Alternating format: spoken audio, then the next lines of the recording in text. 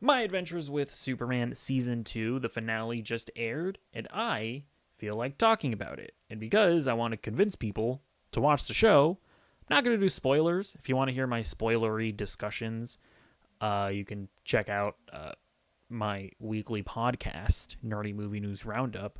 Goes up every Saturday, noon Eastern Time. Plug. Oh my God. But yeah, there's going to be a non-spoilery video because I want to convince people to watch this show. So My Adventures with Superman, it is the latest Superman animated series. There hadn't been one in only the Son of God, Jesus Christ, knows how long. But it's been a while. I think might have been over a decade. I don't know. I'm not fact checking. Okay, I do these reviews one take, bitch.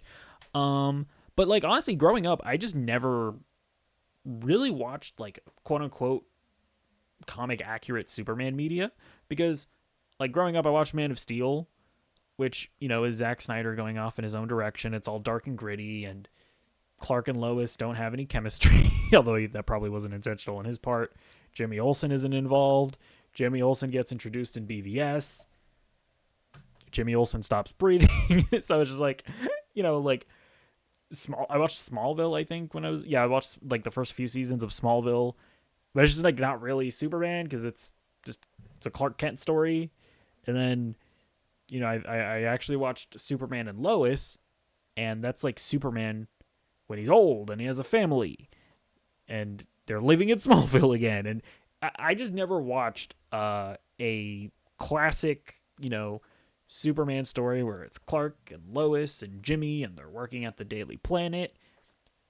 And, I just never really experienced that story. So My Adventures with Superman was I watched the first season and it was like that Danny DeVito meme where he's like, I get it now. It's like, oh shit, this is really great. And so yeah, now we have the second season and it's still great. So, you have Superman and Supergirl gets introduced in this season, and I have to say, I really like Supergirl too. It's like this show is like single-handedly getting me excited for James Gunn's DCU. Like unironically, like after watching this show, it's like, damn, I see the vision for what you can do with Superman and what James Gunn should do with Superman. And watching Supergirl get introduced this season, I'm like, oh, I see the vision. I know exactly how you should do a Supergirl being introduced in the DCU because the CW Supergirl show, not particularly good. And you should not go in that direction where they just make Supergirl a Clark Kent clone. Go in this direction. But anyways, I guess just to get back to season 2 in specific, the gang is all back, and Clark and Lois, they're still like trying to be reporters at the Daily Planet. I like what they do with Jimmy Olsen in this season, where they kind of make they make Jimmy Olsen in charge of like the Weekly Planet like media division, where he's making like YouTube videos for them. So I guess that's them trying to like modernize the whole thing. But he basically is the leader of his own department, and there's like a pretty cute thing that happens where he starts struggling as far as like how to run and maintain his like quote unquote underlings or employees. And it's very funny because he like slowly starts to realize what Perry White has been dealing with throughout the whole show. So I like Jimmy a lot this season. And he's also very much like the like an emotional anchor for a lot of the characters actually. And yeah, like Jimmy's kind of the goat. He's kind of the goat. He also has a bit of a connection with Supergirl, and I definitely really like that. I like their whole relationship in the show is super cute, super adorable. Clark and Lois also get developed a bit more, and I really love their relationship. Like Clark and Lois is the best television relationship since Pam and Jim from The Office. I stand by that claim. I will say, and I'll push back a little bit, I feel like there are a lot of people that treat Lois in this show like people treat Amber from Invincible, where people are like, she's unreasonable and she's I don't agree with everything that they're doing. And just to like clarify something, the reason why Amber and her decision like to get upset at Mark in like at the end of season 1 of Invincible, the reason why that was bad writing, it wasn't because Amber did something unreasonable or Amber did something that you personally wouldn't do in that situation. The reason why that writing was bad was because nothing about what they had set up with Amber's character made it seem like that would be a reasonable thing for her to get mad about, right? When Mark reveals his identity, right? Like they didn't do a good job of setting up why Amber might, as a character, as a person, get upset at Mark for having her identity be a secret. So the difference between her and Lois, in my opinion, is that I think that My Adventures with Superman does a much better job of setting up Lois's insecurities in this season.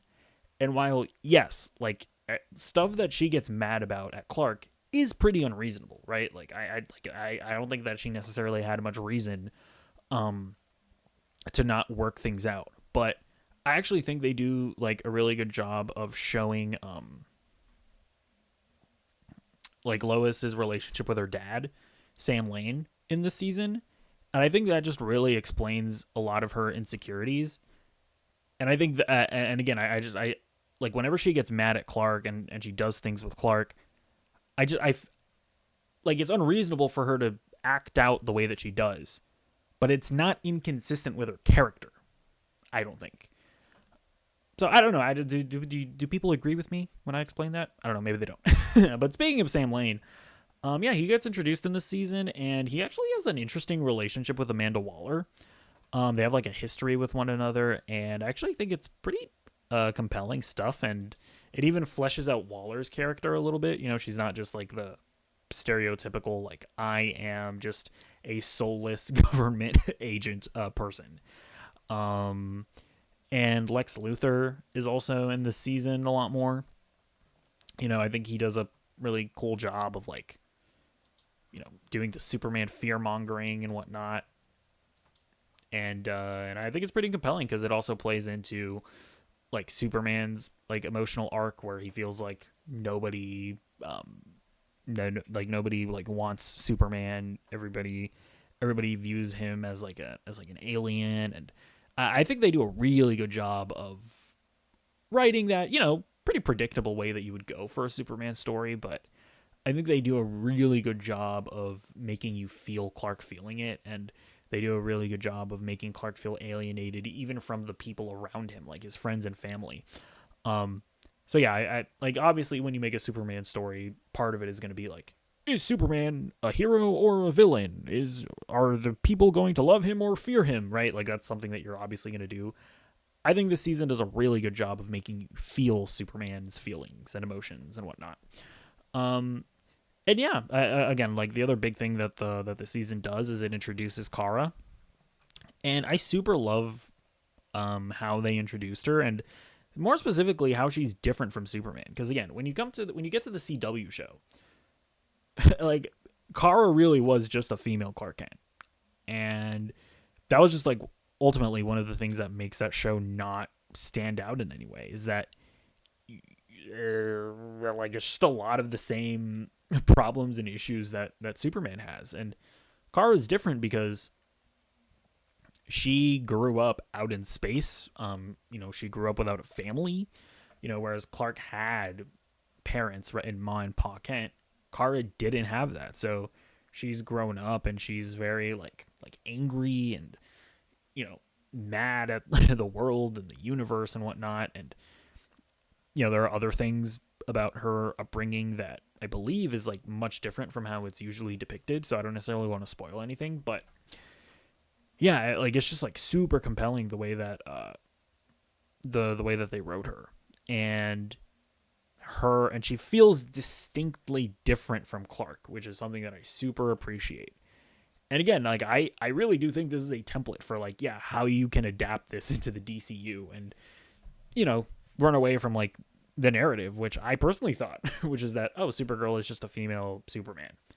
No, like I really see the vision. So yeah, My Adventures with Superman is awesome. If you haven't seen like the first season, highly recommend checking it out. Yeah, season 2 is great as well. I will say season 2, the first few episodes, they're not bad. And even the first few episodes have a lot of like good nuggets inside of them. Like they have moments where I'm like, oh, that was great.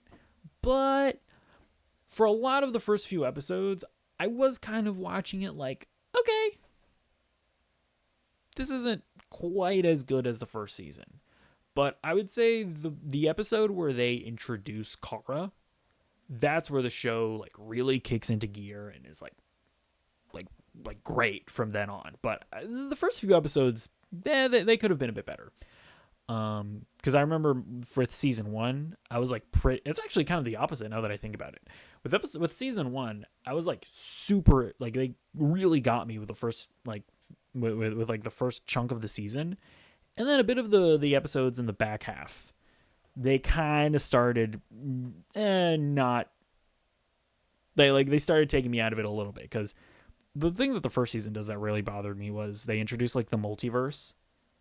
And that was like at the peak of me being sick of the multiverse. I was like, no, why did you do that? Thankfully, and I don't know if people are going to consider this a spoiler, but the multiverse isn't really a thing in the second season. Thank the Lord. It's obviously going to come back at some point, but second season, no multiverse.